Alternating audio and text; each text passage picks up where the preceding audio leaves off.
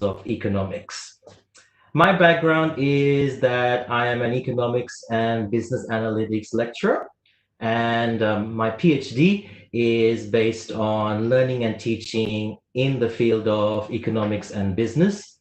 So I have two different disciplines that I look at the world through, whether it is the business and economics point of view or the learning and teaching education point of view. So I would like to impart something to you, hopefully to spark a conversation in yourself and your institutions that may help you. And I would love to learn from you as well. It is quite a large session numbers wise.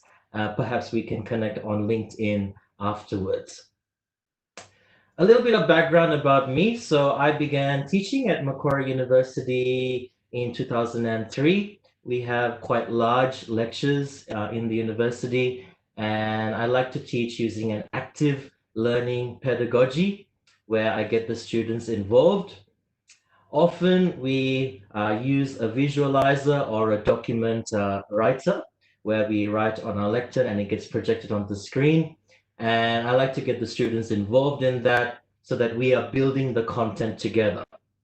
So the teaching approach, which is widely used across Australia, is not a traditional approach where we are just delivering and reading from PowerPoint slides, although I am doing that today. Rather, we start with a blank slate and we create a conversation with our audience, and we get the audience involved and we use their examples and their experiences. We call it students as partners and co-creators in the learning journey. We are here to learn from our students as much as they are here to learn from us. Once the content is created on the right photo, you can see that the students watch the videos as revision when they go home, and they can again self-study while having the videos, and they can learn. Sometimes students learn on a train or a bus using their iPhones or Android phones. So there's quite a different platform and engaged learning through both the in-class experience as well as the out-of-class experience. I like to use social media to engage students outside the classroom in my learning and teaching. I often use Instagram or Facebook or LinkedIn, where we tag examples of economics that we see in day-to-day life, and we create a conversation where students comment on what they have seen, and using Instagram in a productive way rather than using Instagram for other purposes or any social media platform. You can find examples and the students take photos of examples, or they can take photos of their theory, their homework, and ask questions from each other. So I like to engage with students outside the classroom using social media as well. In 2018 and 2019, I was fortunate to run masterclass workshops across South Asia, including India. In 2018 and 2019, I visited the Meridian School, the Aga Khan Academy, Vidya Shilp Academy, Bangalore International School, OP Jindal Global University, MIT World Peace University, ISME, and ISDI in Mumbai. So I'm honored to have been given that opportunity and learn from those amazing colleagues that I've made friends with in those institutions. And likewise, I am honored to impart something to you and hopefully learn something from you after this session as well. When I run these masterclasses, they're sometimes for students in the last few years of high school, or they're sometimes for teachers in terms of their learning and teaching pedagogy, where we discuss new methods of innovating our curriculum and innovating our learning and teaching. A bit of background about Macquarie University, where I am based. So I teach in Macquarie Business School, which is one of 4 faculties in Macquarie University. We have the arts faculty, we have the science and engineering faculty, and we have the medical science and human sciences faculty, and Macquarie Business School is the 4th faculty. Macquarie University as a whole is ranked in the top 1% of universities worldwide based on the recently published QS rankings for 2021. We're only a very young university, only established in 1964, yet high achieving. In Australia, we are ranked number 1 for the graduate employment rate of students when they finish university. And we have received 5 QS stars in the facets of teaching, employability, research, internationalization, facilities, innovation, inclusiveness, and specialist criteria. All of the research that Macquarie produces has been ranked and rated at 100% or higher. So, on to our topic today, transformative career and life lessons from the pandemic through the lens of economics. So, what do I mean by a lens? My research area, as I mentioned earlier, is cross-disciplinary education, so learning and teaching, and economics and business. And my PhD thesis was titled Transformative Learning and Teaching in Economics. Here I looked at new innovations in the education research space, and I integrated that with the teaching of economics. And I published my thesis as well as a journal article in an A-star journal called Education and Training. And you might be able to find that on the internet, Transforming the Economics Curriculum by Integrating Threshold Concepts. So what are threshold concepts and what is this lens that I refer to? Now, each of us have our own disciplines. Some of us teach science, some of us teach maths, some of us teach English. Each discipline has fundamental, foundational, or core concepts.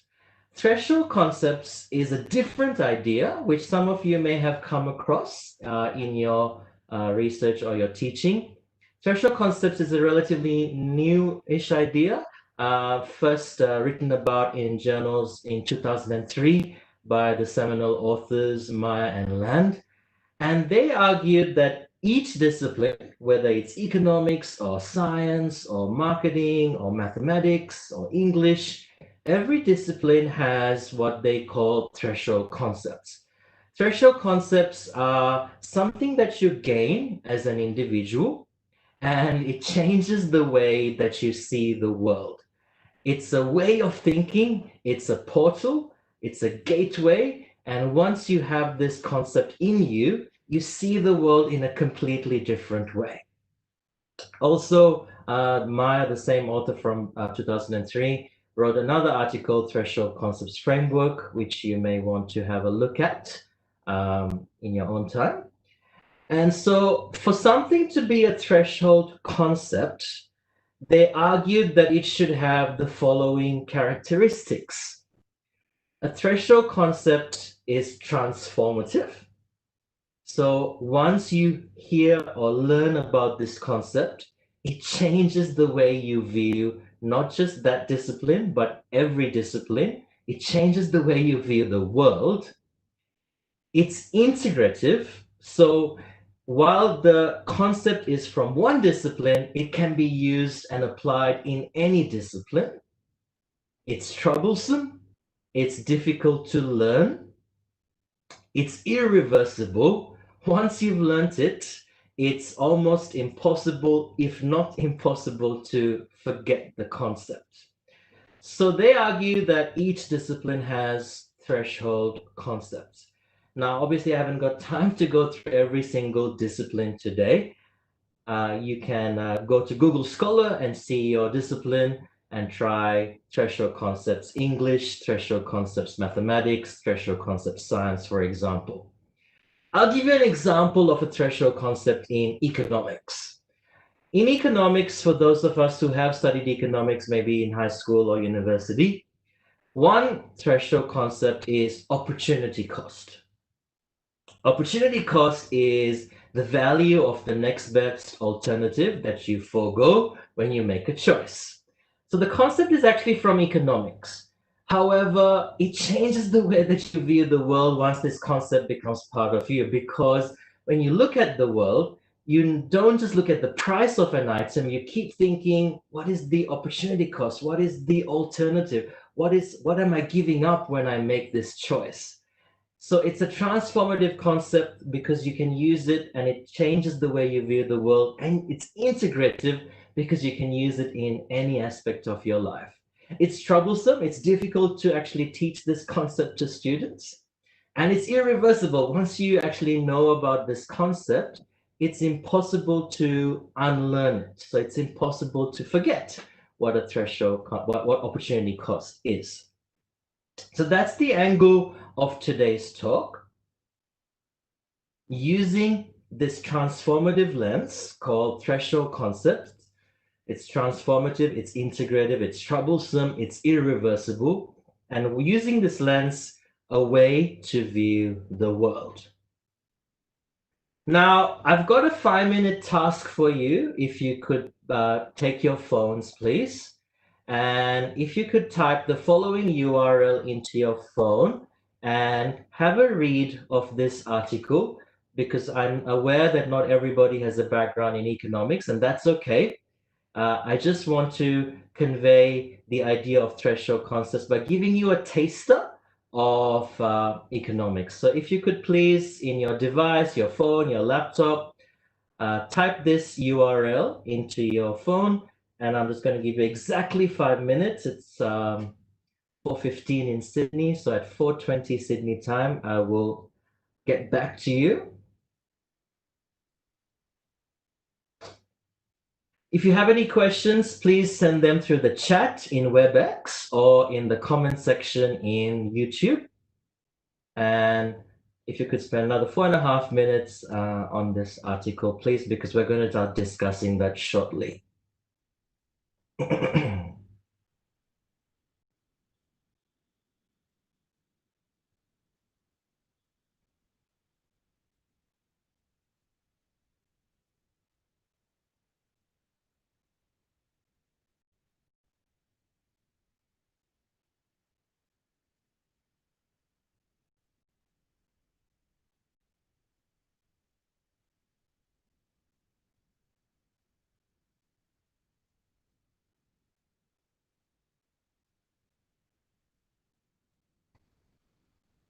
Just 3 more minutes, please.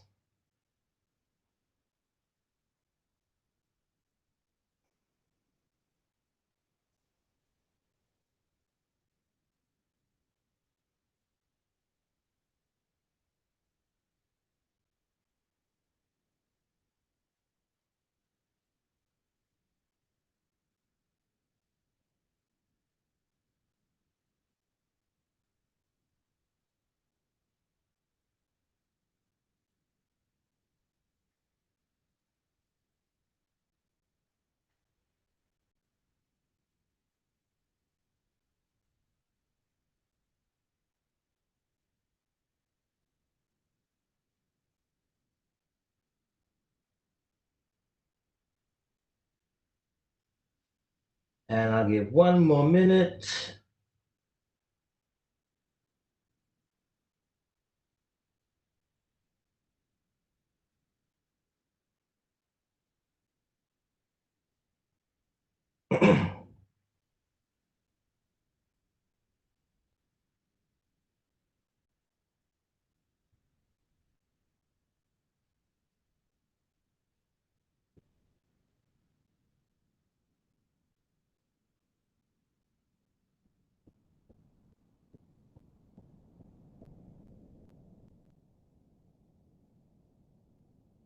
Okay, thank you for that.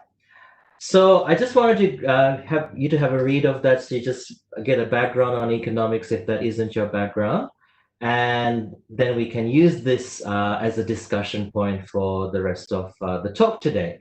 So I'd like to present to you 10 lessons, 10 life and career lessons that we can learn from the pandemic, and the structure of each of the 10 lessons today. First, I'll introduce the actual economic concept and introduce it to you from an economics point of view.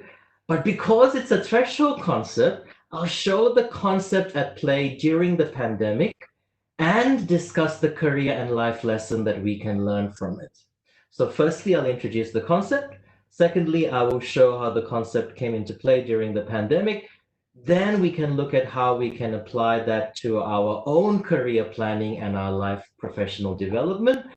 And I will touch on how Macquarie University is leading in this space as well. So you can see it in practice, and hopefully that will give you ideas how you could possibly implement it in your own institution and or your own lives. So the first economic concept or threshold concept I would like to discuss with you today is the concept of elasticity. There's elasticity of demand and there's elasticity of supply. The idea behind elasticity, and it's actually a concept from engineering that economists have adopted into economics, elasticity is how responsive or how sensitive something is to a particular change. So there's price elasticity, for example, how responsive is demand to a change in price, or elasticity of supply, how responsive is supply to a change in price. So the idea behind elasticity is, are consumers or are producers responding quickly when there's a change, or are they responding slowly when there's a change? And we saw this come into play during the pandemic.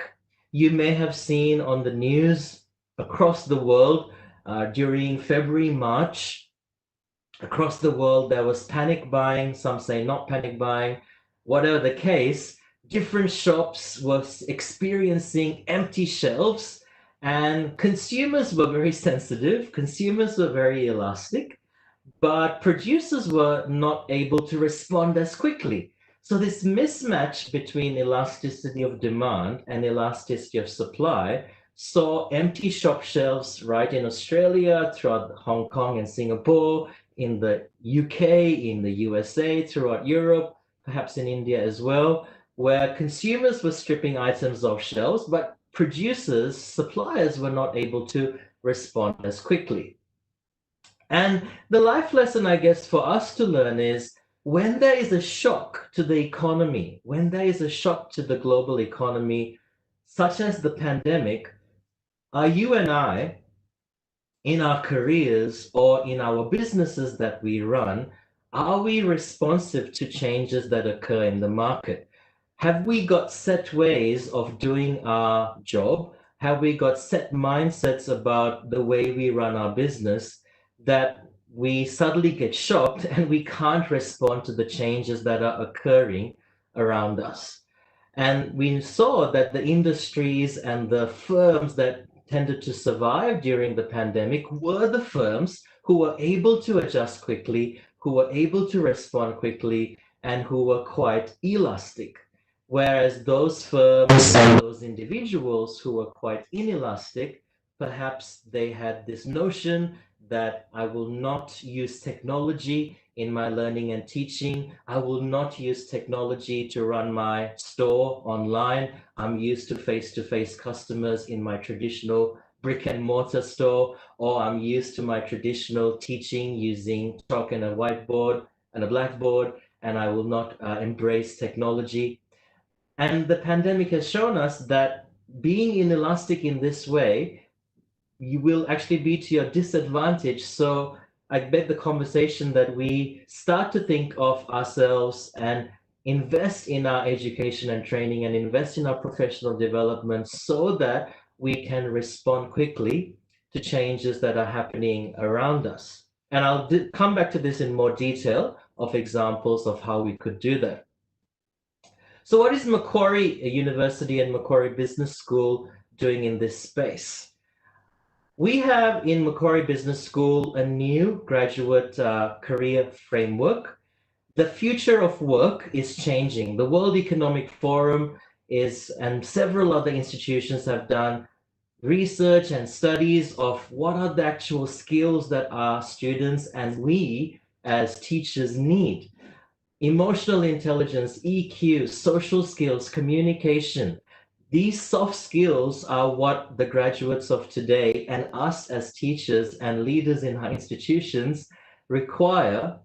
Yes, hard skills, concrete content, maths literacy, English literacy, all of this is important.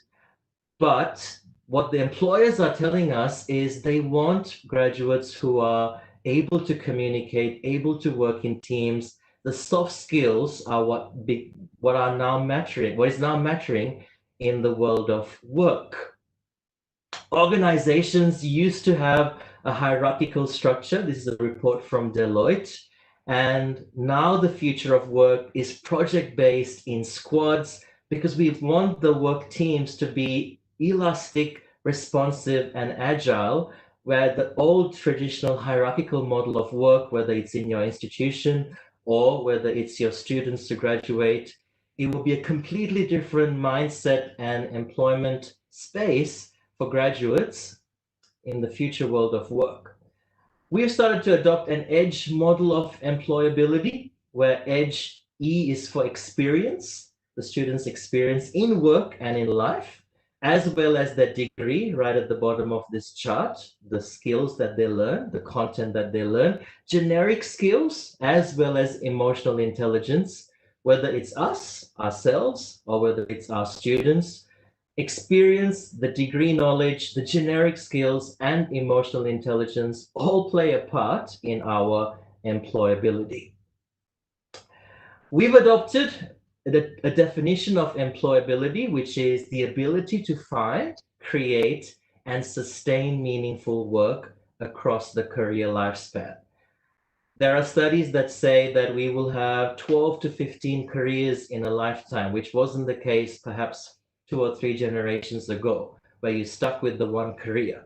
Either us in our careers or our students will be navigating through several careers, and we need to equip both ourselves and our students to find, create, and sustain meaningful work. So that means that we are actively... यहाँ पे भी webinar चलाया हुआ है आपने उस पे computer पे भी मैं क्या कंप्यूटर पे भी मैंने वेबिनार चलाया हुआ 1 second, sorry, there's a glitch here. चल फिर ओके बाय एक अपना कर आपकी कुछ शायद 1-2 तो आ गए नानी बोल मार्क्स भी आ गई वो भी आ गए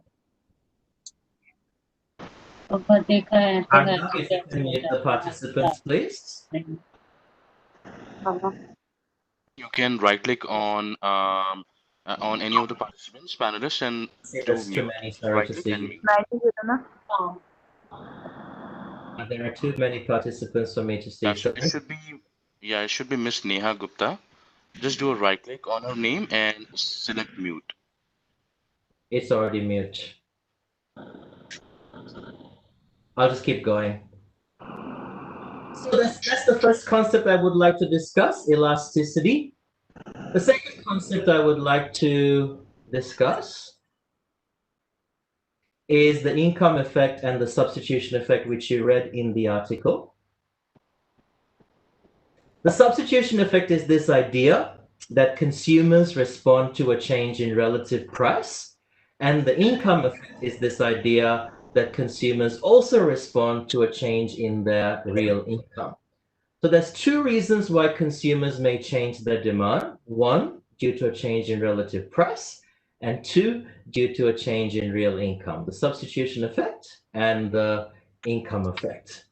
And we saw during the pandemic, the industries that were the ones that were having a disadvantage, which had a downfall, were the industries that heavily relied on luxury items. If you have...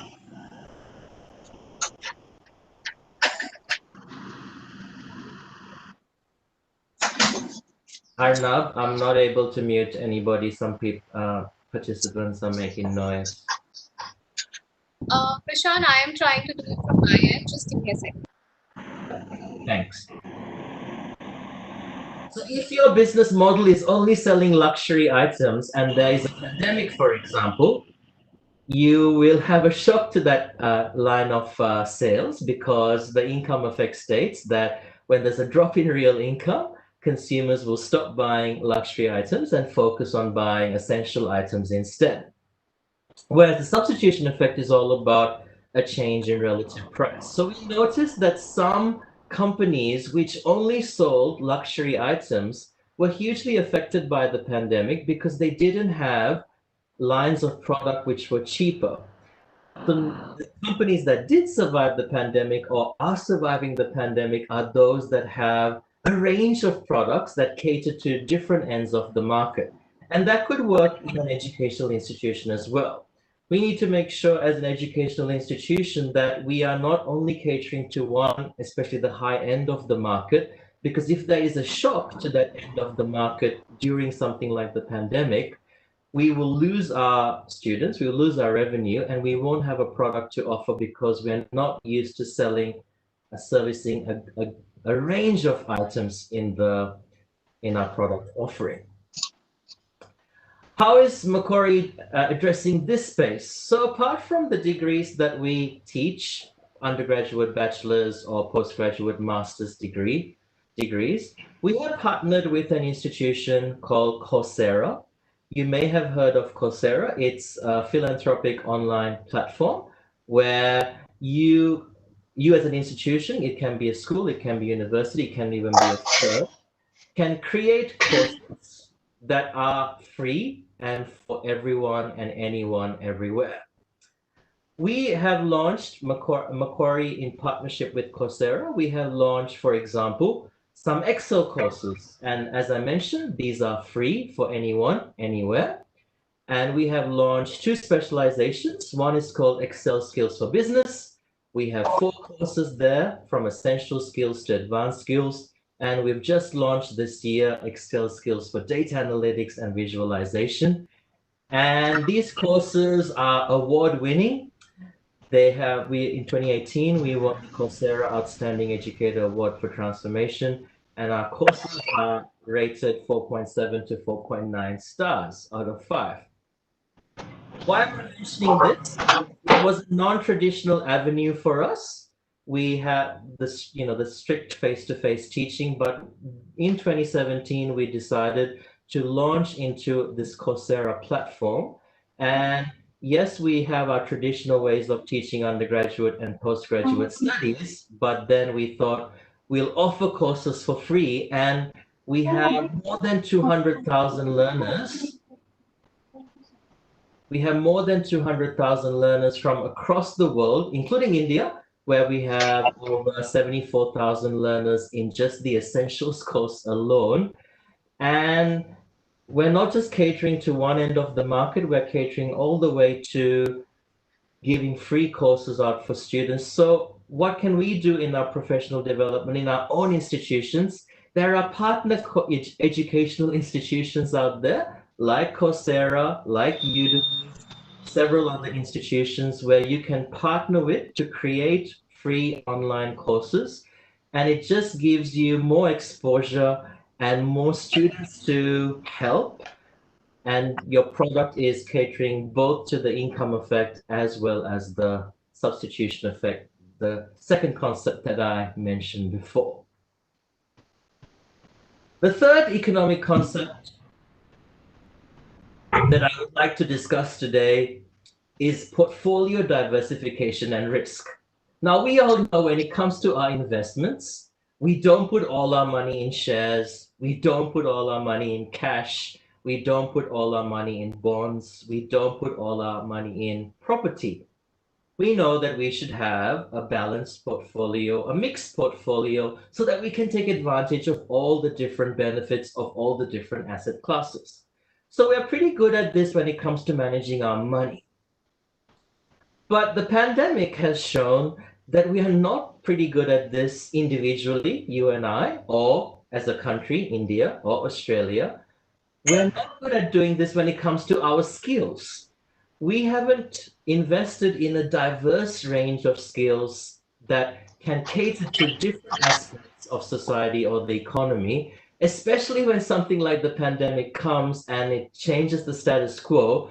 And then the skill we used to have is becoming redundant, and we need to adapt and adopt new skills that we can draw upon during the pandemic or during whatever the economic or global shock is. So I guess the discussion I would like to bring today is, are we diversifying our portfolio of skills, the subjects we teach, the other aspects of our career progression. Are we investing in ourselves in leadership, development, communication, and adding more a diverse skill base to our portfolio? What is Macquarie doing in this space? So let's say you are a maths teacher or a science teacher or an economics teacher. How can you diversify your portfolio, and what are some ideas in diversifying your portfolio of skills? We've recently launched the Global MBA, which is an online MBA, 100% online.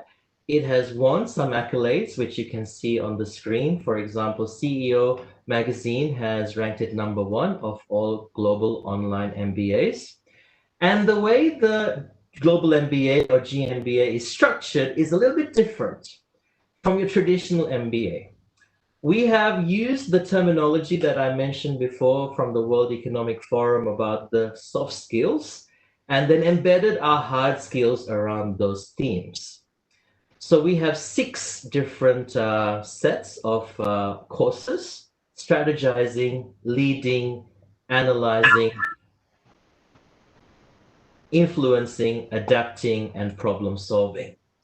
Great skills to complement the skill that you already have, whether it be science teaching, maths teaching, economics teaching, and you're complementing your portfolio with new skills that you can use in any aspect to progress your career and to make sure that you are able to respond as the world changes. Bio, maybe there is lot of copying. Hi all, can I request you to please be on mute if you have connected through the WebEx?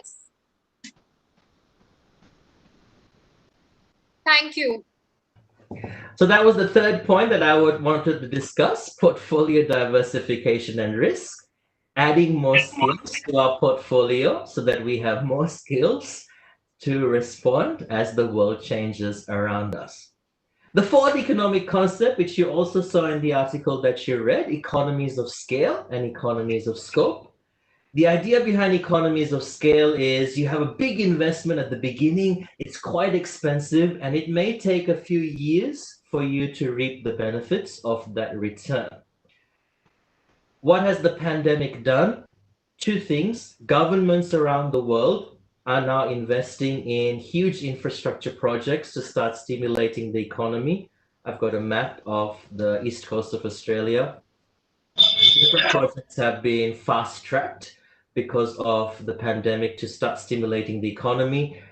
Individuals are going through education and training programs to skill themselves, whether it's on an individual level, whether it's on a national level. All of these take a huge cost at the beginning, and the rewards are in years to come. So again, if you're thinking about your professional development, yes, it might be expensive, signing up for a new course, going to a new training program. All of these can be expensive ventures, but the rewards are there in years to come, and you will reap the benefit when some sort of shock happens to the world economy or the Indian economy. Economies of scale and scope. What is Macquarie doing in this space? We are investing over $1 billion in the university space, investing in a hospital, a new clinical studies building, different assets across the university. And the Macquarie Business School has invested a few $1 million in creating our finance decision lab. Again, these are all very expensive investments, and the reward will be in years to come. So I guess the fourth concept, economies of scale, when it comes to our professional development. The fifth concept, specialization and the division of labor. Now, traditionally, the way Adam Smith or the Ford production line, it was always about each person or each sector has a very specific role, and you do what you specialize in that role, you get good at doing that role, and you trade with others or you trade with other companies. What has the pandemic shown, however? The pandemic has shown that specialization can be quite risky, because if you are specialized in that one skill, which used to work, let's say 100 years ago, where workers specialized in the one skill and they were able to progress. But now the pandemic has shown if you have just that one skill, and maybe technology is a disruptor, company is a disruptor, and your skill becomes redundant, it could be to your disadvantage. So I'll discuss later today what the pandemic has shown is a possible replacement for the idea of specialization and the division of labor. When it comes to Macquarie University, when it comes to Macquarie Business School, yes, your hard skills are important. So what specializations do we actually teach when it comes to Macquarie Business School? In our undergraduate programs, I won't go through these in detail. You can have a look at the slides. And when it comes to our postgraduate programs, these are the different disciplines that you can study at Macquarie Business School. So I guess the fifth thing that the pandemic has shown us is that, yes, specialization has its role, but those individuals who are agile have an advantage rather than those who have just that one skill that they're specialized in and nothing else. So to recap the points that we've discussed so far, elasticity, the substitution versus the income effect, portfolio diversification and risk, economies of scale and economies of scope, and specialization and the division of labor. I'm going to now give you a 5-minute task. If you can again type this URL into your phone, into your device. And I'm going to give you 5 minutes exactly. If you could have a read, please, before we continue our discussion.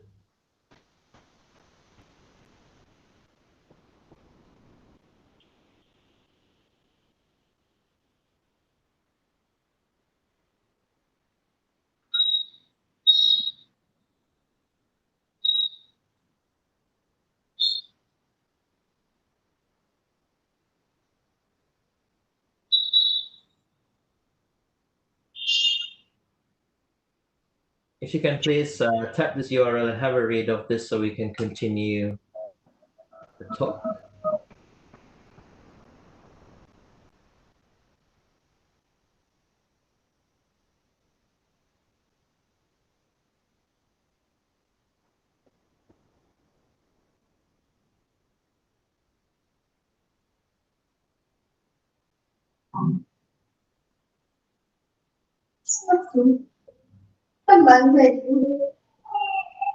Type it into your device, please. Type it into your phone or type it into your device and open it in a browser.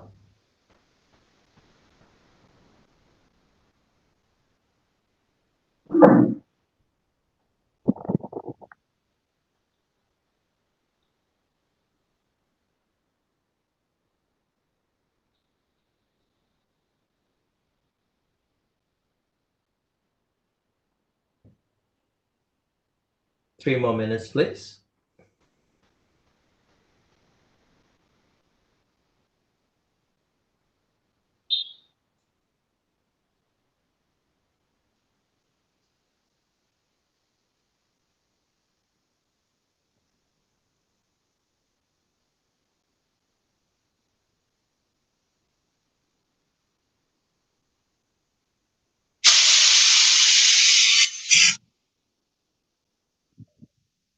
Dear attendees, please go on mute. We kindly request you.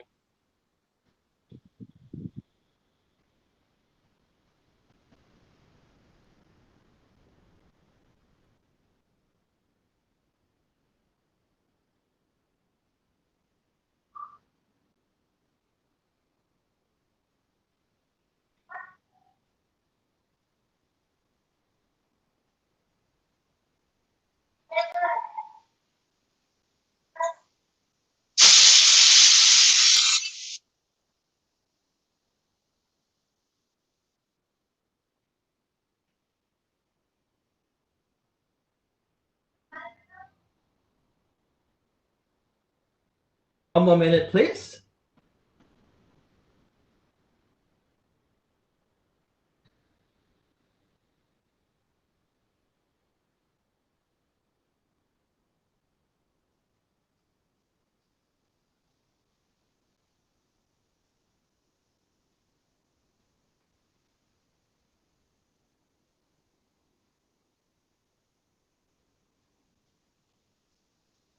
Okay, let's have a discussion about what you just read. So I mentioned that I'm going to discuss 10 points, and we've covered 5 so far. So I'll have to go a little bit faster with the rest of the other 5.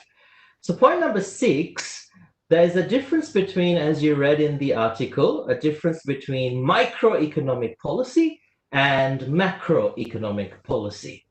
And the pandemic has shown us that we need to pay equal attention to microeconomic policy, if not even more attention to microeconomic policy than before. Microeconomic policy is all about addressing systemic issues in the economy. And one way to address systemic issues in the economy is through education and training, and which is where you and I play a great role in making sure that our economies, our societies are agile and adaptable. Because education and training is equipping the current and future generations, including ourselves, to be able to know the skills that are needed to be used as the world does change around us. And what the pandemic has shown us that those firms, those individuals who have been able to retool themselves, have been able to actually survive the pandemic and even do even better compared to before the pandemic. So what can we do as an institution? I'll just talk about what Macquarie is doing in this space, something unique, let's say. We have at Macquarie a PACE program, PACE, which stands for Professional and Community Engagement. And the idea is every student goes through an industry partner for one of their subjects during their degree. So they're getting hands-on education in the workplace. So they're getting training as well. So we're complementing their academic studies with their actual professional engagement in industry as well. And any school can establish such a program with perhaps the neighboring businesses in your local area or institutions in your local area, and just think outside the classroom where students, it could be just one case study, it could be one visit to a company and a reflection those students do on that activity, just to give the emphasis that education is not only happening in the classroom, but also happening in the actual workplace, which is what we are equipping them for. So microeconomic policy via education and training has a great role to play in addressing the pandemic or any economic situation or any economic downturn. And in the article you read, there was a discussion that traditionally, point number 7, before the pandemic and even during the pandemic, governments around the world tend to solve problems using governments and central banks, I should say, around the world try to solve problems using monetary policy. Monetary policy is when central banks reduce interest rates or start printing money to start stimulating the economy. And during the GFC, central banks around the world, the Eurozone, Japan, Australia, the US, UK, reduced interest rates so heavily that interest rates were very close to zero to begin with. And now the pandemic hits and they lost that avenue, they lost that arm of monetary policy, and they ended up in what is called a liquidity trap. And again, this is an analogy of what might happen in our own lives if we rely on just one, or if we rely on just two tools, if we rely on only a few ways of doing our job. And we get so reliant on that, and suddenly we end up in a trap that we can't get out of because we haven't explored other tools and avenues to address our issues. What is Macquarie doing in terms of avoiding these traps and innovating? How can we embed innovation in our institutions so that our students or ourselves are innovating in our skills? We have what is called an incubator on campus, and it's a specialized space for students and staff to come together and bring their ideas and start creating new business models which are sustainable, which are innovative, which break the traditional mold of running a business, which break the traditional mold of delivering a certain product. And we're creating new ideas. We even launched an idea for a transport service in the local area, and that was a student-driven idea. Our students have great ideas. If we create an incubation space to cultivate those ideas, students partnering with their teachers, you will be amazed of what societal problems we can be solving through this way and avoiding these traps through innovation. Point number 8 I would like to discuss is fiscal policy during the pandemic. Fiscal policy is when the government either tries to stimulate the economy using a large spending program or reduce taxes to make sure that everyone's disposable income is high enough. But the problem with fiscal policy and spending this way during a pandemic is you're spending more and you're collecting less in tax revenue, so you could be accumulating a large public debt. Now, debt in itself is not a disadvantage because if the rate of return from the investment that you make is higher than the interest rate that you pay, then of course the debt is beneficial. It's giving you a net rate of return. And again, when it comes to our own professional development, we think about the investments we make in our studies. And if the rates of return on that is higher than the interest rate we pay on, let's say we took a loan to fund our studies, then it's actually a beneficial investment to make. But even as a society as a whole during the pandemic, we have to start evaluating the cost and the benefit throughout so many different facets of spending money. So when it comes to evaluating the big questions, what is Macquarie University doing in this space, especially Macquarie Business School? There are so many questions to answer when it comes to. Can I say something, ma'am? Can I say something, ma'am? Ma'am, see, we need to have a subjective paper, first thing. And secondly, we'll have to get it handwritten from them. So what we can do is, as everybody is saying, that we can give them the paper and we can ask them to do it in 1 hour or 1 hour and 30 minutes. And the paper should be longer duration than the time limit, so that they do it hurriedly. I would kindly request you to please type your question. And even if they copy, they get, Prashan, are you less able to time see to any of copy the the panelists paper. who are And unmuted? within Because that I have time, muted let them everybody from complete my the end. paper, Please scan it, mute. and then send it to us on our email in a particular time duration. So Dear in that case, participant, we have to be able to dear have a participant, please mute yourself. yeah, Please type your questions. I'll be taking that forward. Net से copy होगी, लेकिन हम ये लेके चलेंगे कि हमारा 60 to 70 paper जो परसेंटेज पेपर है, वो बच्चा जो है वो समझ के भी कर रहा है, एटलीस्ट उसको पता तो होगा कि कहाँ पे आंसर है, उसने रीड तो किया होगा, तभी तो उसको पता चलेगा ना, because as you said the paper has to be challenging. So this is what I feel, you know. Thank you. Can you be on mute, please? हाँ. Sorry, Arnab, I cannot see who's even speaking to mute them. There's too many people. Yeah. Sam, you must be able to panelist list since you are a presenter. This is what we can do. Like you're a panelist. Are you able to see anybody who's unmuted? Because all the attendees are muted currently. I have muted all from my side. I cannot see anyone. We can send the paper on WhatsApp, Kavita.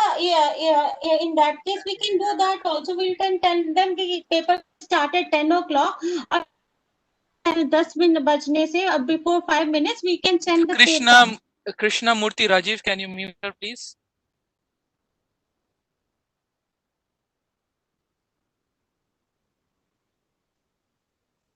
Okay, so I guess That is not possible.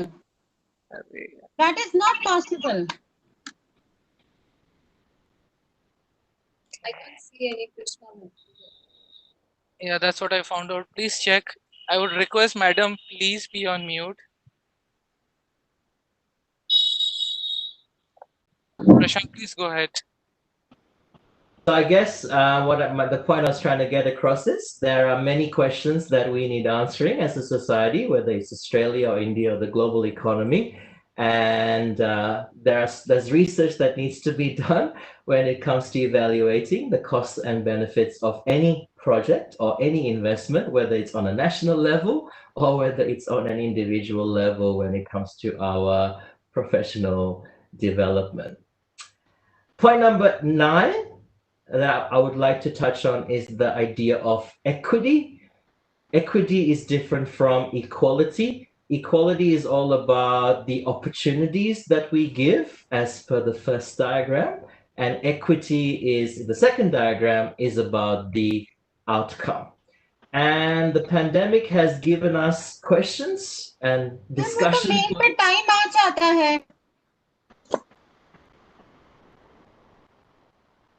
The pandemic has given us discussion points about the idea behind equity. Intergenerational equity is one issue. If we are creating public debt, we are passing the debt to be paid via interest in future generations. Other issues of equity are where the pandemic has shown that those who have access to technology can continue their education, whereas those who don't have access to technology are not able to effectively participate if they don't have a laptop or don't have an internet connection.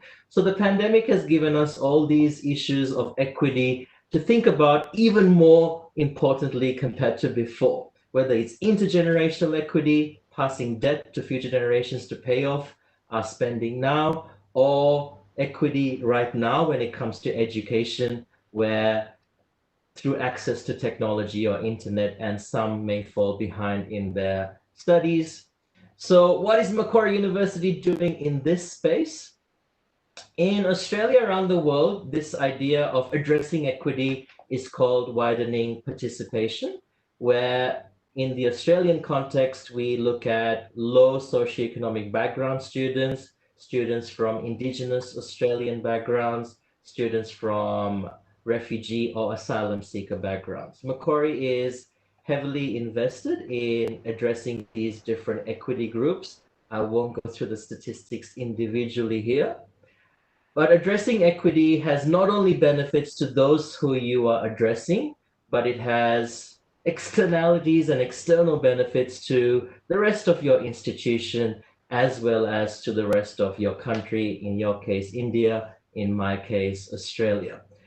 We are actually one of the leaders in this space. Last year, we won a prestigious award, the Australian Financial Review Award for Equity and Opportunity, when it came to an aspect of our widening participation program. So I can speak confidently that we are a leader in this space. I would implore you to also start thinking about addressing equity and different groups of students in your institution, because they bring great stories that you can inform in your teaching. They have great perspectives, and you will learn as much from them as they will learn from you. So just to recap the last 4 points, and the 10th one I will cover shortly. We talked about education and training. We talked about monetary policy and the liquidity trap. We talked about fiscal policy and public debt, and we talked about equity. And my final point, which brings this whole talk together, is you and I as educators, you and I as leaders in our institutions, a conversation. And have we reached a new paradigm? The old school thinking of specialization, has that now been replaced with this idea of agility? a traditional previous mindset of, yes, you study your one subject, you be good at that one subject, graduate with that degree, and you do that career till you retire? Or are you agile? Are you elastic? Are you investing in a diverse portfolio of skills? Are you learning new skills? Are you developing in terms of professional development and leadership so that you are agile and able to respond as the world changes around you? So point number 10, what is Macquarie doing in this space of agility? We have a brand new subject in our Bachelor of Commerce, which I am the unit convener of, and it's actually called Agility and Excellence in Business. A capstone is the very last subject that students graduate with. And what we do in this subject, we have to get the students all come together in teams of 5, and the students are from diverse majors. We might have a marketing student in there, with an HR student in there, with an economics student in there, mixed in with 2 other majors. And the students come in mixed teams, and they have to solve a United Nations Sustainable Development Goal. Now, there are 17 UN Sustainable Development Goals, ranging from economic issues to social issues to environmental targets as well. So it's quite eclectic. Every student can find something that they would like to focus on. And students address these United Nations Sustainable Development Goals by using their commerce and business skills. So it's active learning, it's project-based learning, it's problem-based learning. The student is the partner and co-creator of the knowledge here.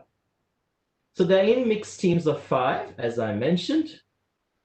And what they're going to do is they need to construct an artifact that can be a report, that can be a product, that can be a website, and they need to demonstrate their agility, because halfway through the semester, they're presented with a shock, and they need to quickly adapt to this shock within 24 hours and continue with their project and still demonstrate excellence by presenting their project at the end of the semester.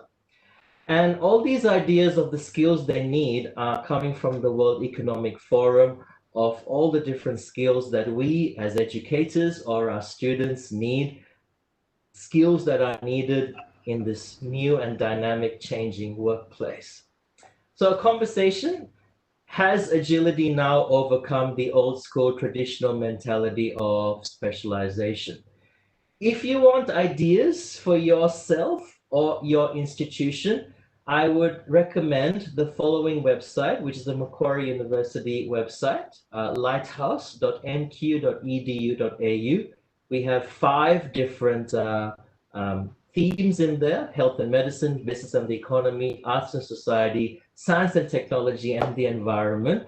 And whatever you are teaching, you will see a great way of connecting academic knowledge with current events in the world. It's not very technical like a journal article. It's not like a newspaper article, so it's not very colloquial. It's kind of like a nice middle, just to get ideas to inform your teaching, case studies perhaps for your students, case studies for you to get new ideas into your pedagogy.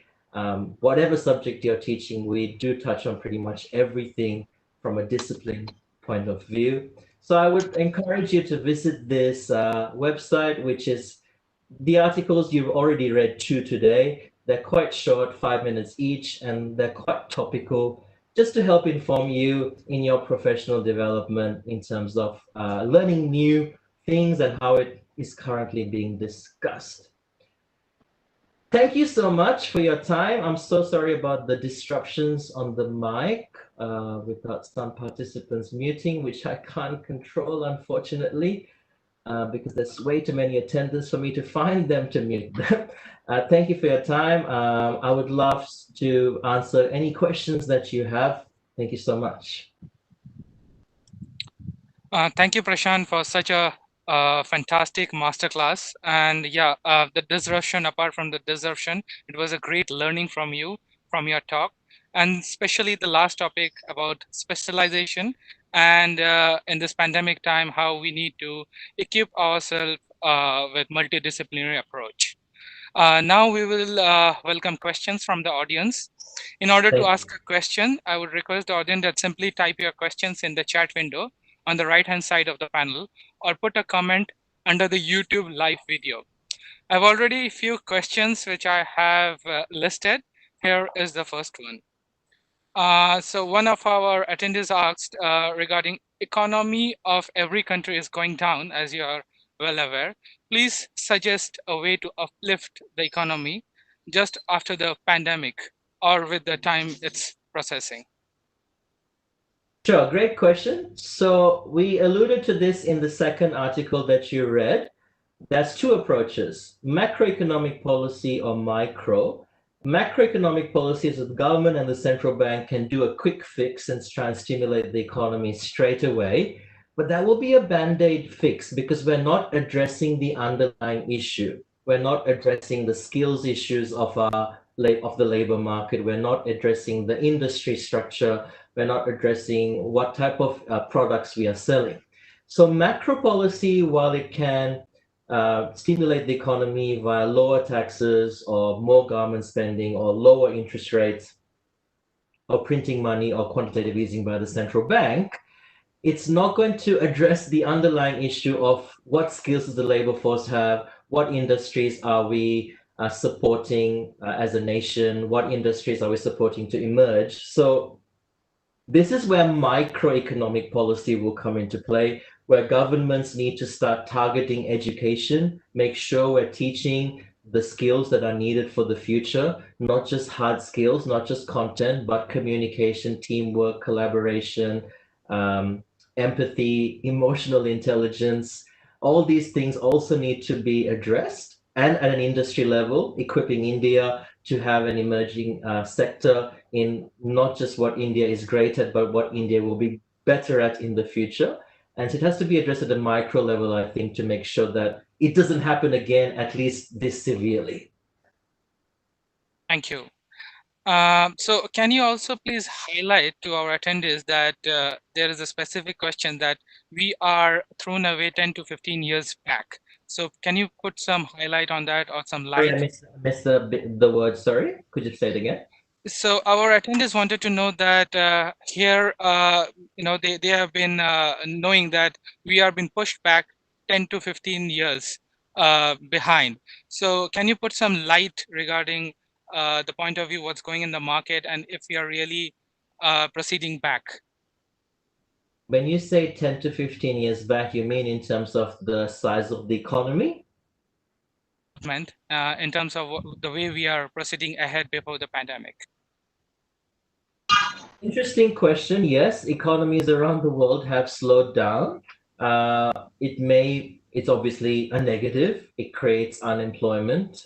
It creates job losses, which affects people's livelihood, which affects their psychological well-being. So it's nothing to not consider.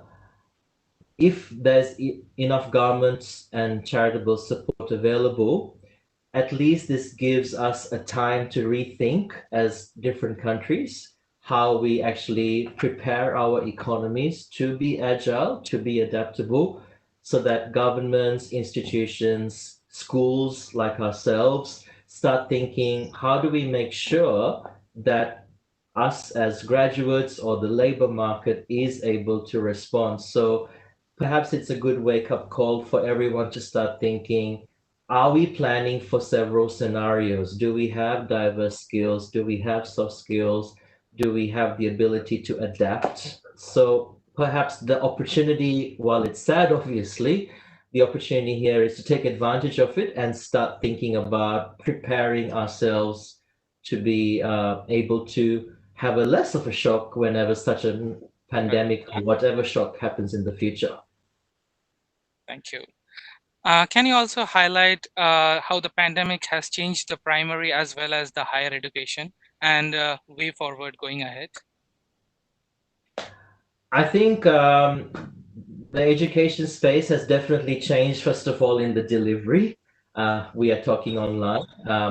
I'm teaching my students online, as would be most, if not all of you as well. So it's obviously changed the mode of teaching. institutions who were used to doing this have obviously soared. Institutions who have been not so ready to take on new modes of teaching have been forced to. It's obviously opened new opportunities. I'm speaking to you today from Sydney. I guess we wouldn't have thought about such a webinar in a non-pandemic situation. So there has been opportunities through this pandemic. I mean, I've given guest lectures not just today, but throughout these 3 months, and I have another one on Sunday. Austrade has been hosting another 2 webinars earlier this week and 3 more to come. So it's creating opportunities for collaboration. It's creating opportunities to learn from each other.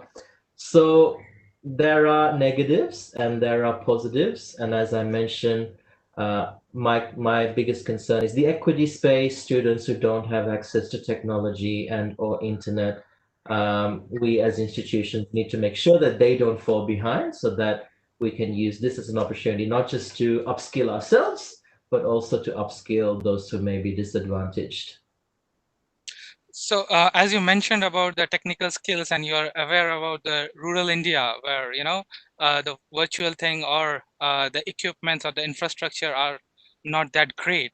So can you please highlight how those students can get effective training in terms of technological upgradation and reach out with this world in terms of competing and proving their knowledge. So going ahead. I'm obviously not a policymaker for a wonderful and large country like India, but I guess we should be the solution as well. So your institution should be active in maybe partnering with one local disadvantaged community. If each of our institutions partnered with one disadvantaged community and made ourselves, I don't know, take our devices there, use our mobile phones as tethering or hotspotting to create internet access in these areas. I think I think the whole world in this season is always blaming governments to do things. I think we should take initiative as well and do it at a grassroots level.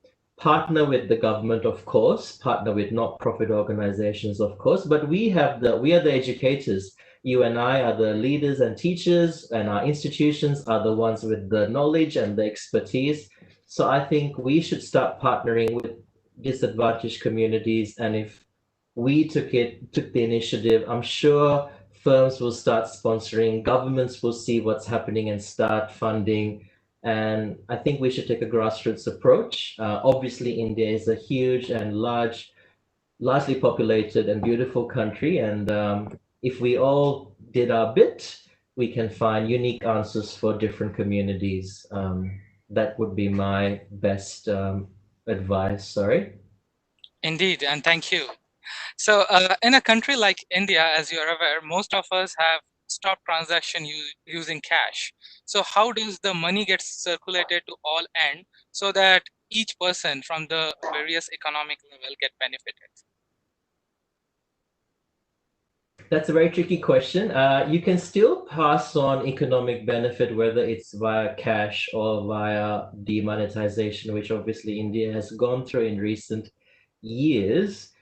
My understanding is demonetization may have harmed low socioeconomic groups who heavily relied on cash for their transactions and their well-being. So obviously the government and Central Bank of India did the cost benefit analysis like we discussed before, and I guess they felt that the benefits outweighed the costs. I cannot give an answer that is better than what the government and the central bank has currently decided. But I guess banks can start increasing their services to rural communities so they have access to digital transactions. And I guess that's a conversation for the banking sector to work with the local communities to make sure there's equity there. Right. Thanks. And you also aware that unemployment is like a global problem now. So a lot many questions we have received regarding unemployment, and suggesting your point, like how the policies and what all measures can a country take to reduce that to somewhat. Yep. So I gave two 5-minute readings today, and the second one, which I wrote with a colleague, talks about this, which governments around the world have now begun to do. There's three types of unemployment: cyclical unemployment, which depends on the level of economic activity, and structural unemployment and frictional unemployment. This is about the skills and the transition between jobs. So when an economy goes down, cyclical unemployment obviously rises. But what the pandemic has done is not just the economy has gone down, but entire industries have gone down. For example, tourism has gone down because people aren't traveling anymore. So we not only have cyclical unemployment, but we also have structural and frictional unemployment. So even if the government were to stimulate the Indian economy or the Australian economy, we'll fix cyclical unemployment, but we won't fix structural or frictional because some industries have essentially closed due to the pandemic. So the only way to fix structural and or frictional would be through, back to our conversation about education and training More than 1 and hour, ma'am. reskilling our workers. More than an hour. Ma'am, I am proceeding ahead with the questions. If you can please mute your. हाँ, मैं ले लूंगी. Thank you. Please mute your audio. Yeah, Prashan, please. Yes, now I'll just finish my response anyway. Sure. So what suggestion will you give to the enterprise you are dealing with the ruined business due to COVID? खुद मांगते हैं, जैसे मैं और explain कर दो इसको ठीक से. Ma'am, can you please be on mute? I kindly request you. Yeah, Prashant, going ahead. So you spoke about the multidisciplinary approach and diverse skill set. So what's your suggestion to the enterprise who are dealing with the renewed business entrepreneurship, in this case of COVID?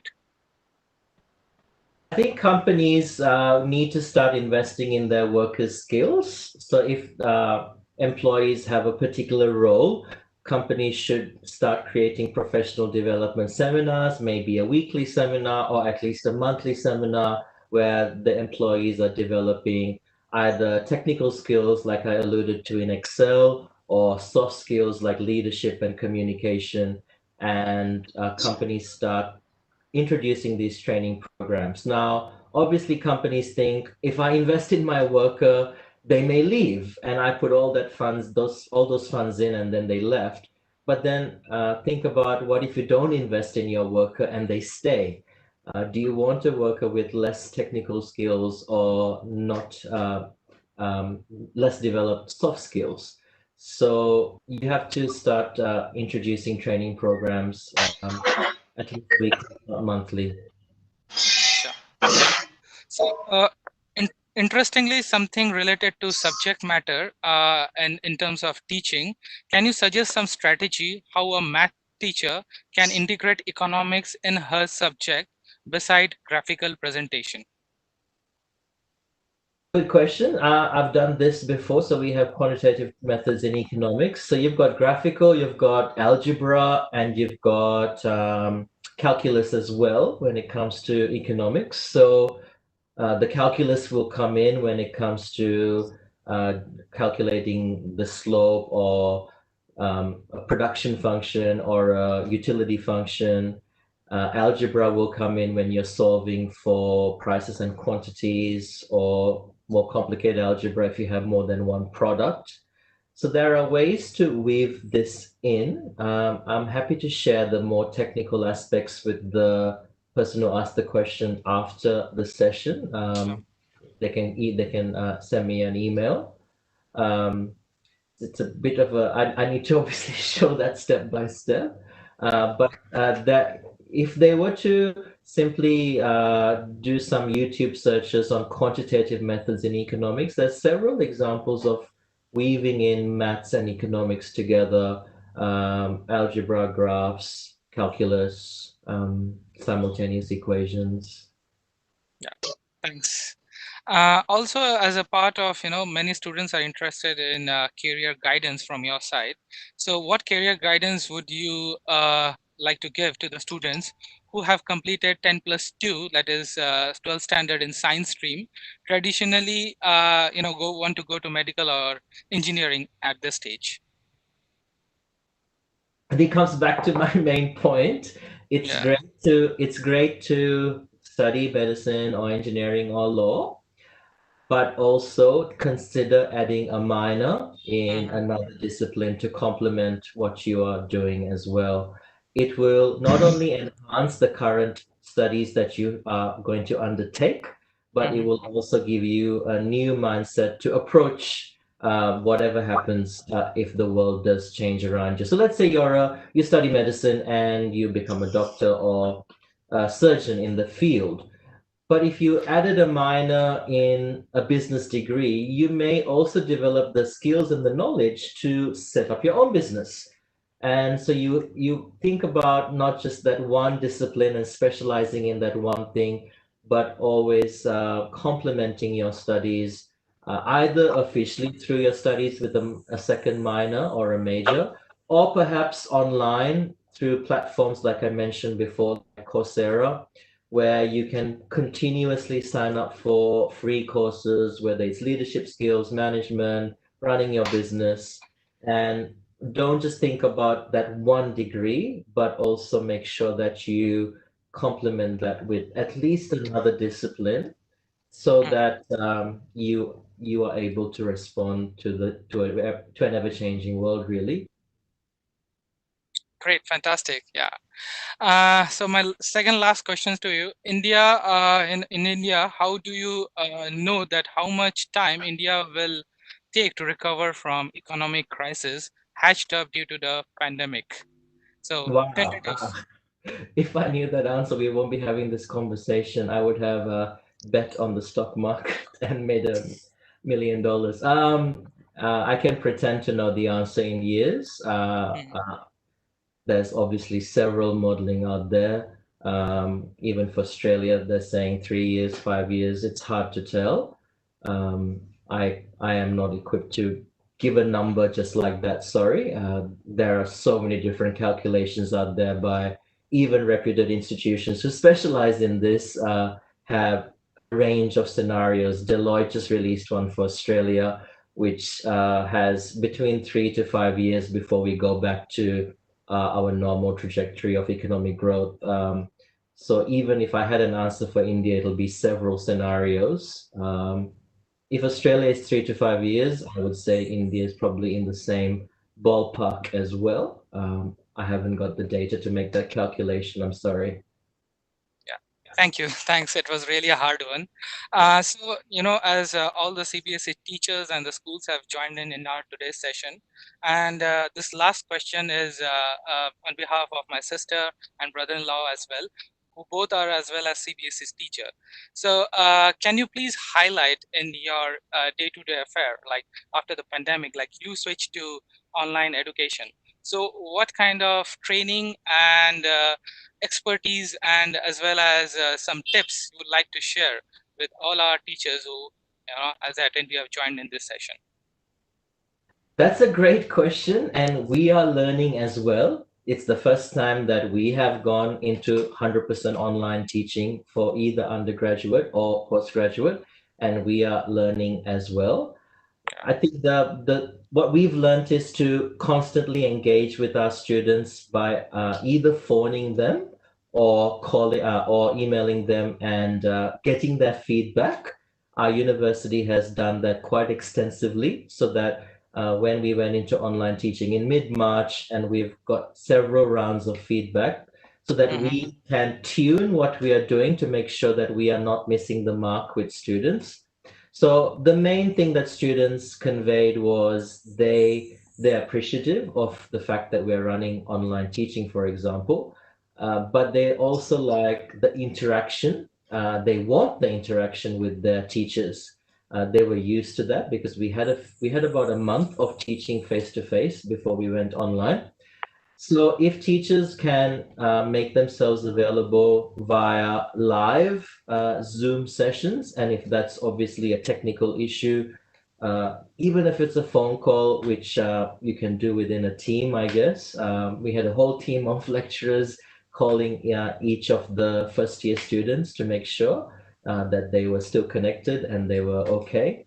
So students appreciate, as humans, as you and I will appreciate the one-on-one interaction as much as possible, um, and making sure that another thing that's worked in my subjects is that you present learning materials in a variety of formats.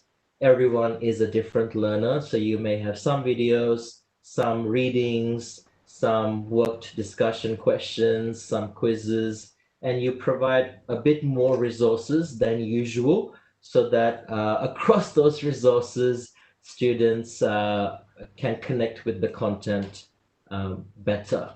Um, so yes, it's quite time consuming to create more resources, but because if we're online, there's economies of scale, like I discussed before. You have the huge sunk cost at the beginning, but you can enjoy the benefits of that cost for the next term or even the next year. Even if there was no pandemic, you're going to have new resources you've created. So it is quite time consuming. It is quite resource heavy. I acknowledge that. I experienced that. We all do in our institution, Macquarie University. But there are benefits to come, I think, in terms and years to come.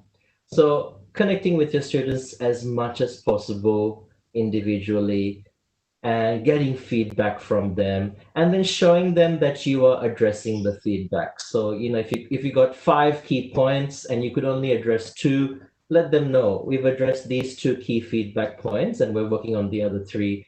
The students know that we are human, and as long as they can see that we're doing something to help them, I think they'd be quite appreciative. Yeah, thanks a lot for those handy tips. And I believe focus and patience is the key here. On So both parties. yeah, I'm sure all participants enjoyed the session. We would like to conclude this masterclass by thanking all the participants for their participation today and such a great questions you had. A big thank you to Prashan for his time and such wonderful presentation.